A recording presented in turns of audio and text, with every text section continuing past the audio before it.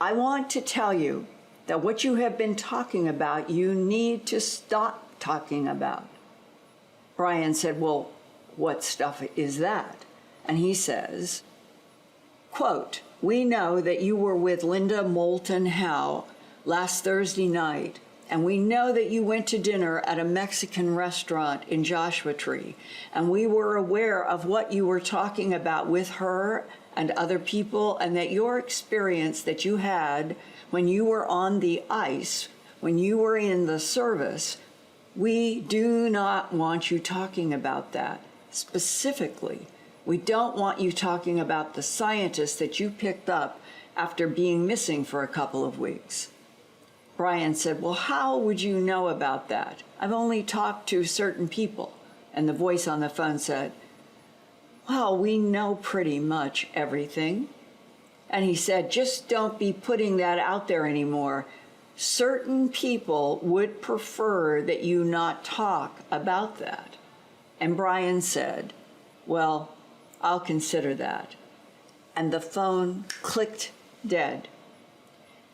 Brian, who is very smart, looked at the phone and did something that they could do and called and had a number that he wrote down. When he called that number, it came back as the general phone number for the National Security Agency in Fort Meade.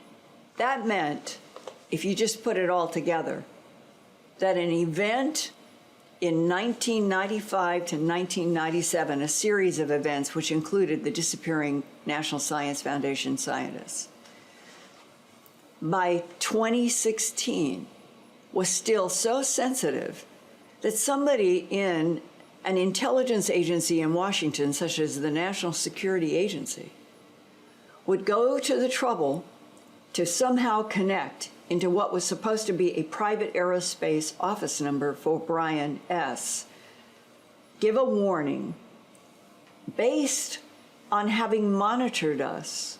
Something is in Antarctica that I personally think every human being on this planet deserves to know the truth about.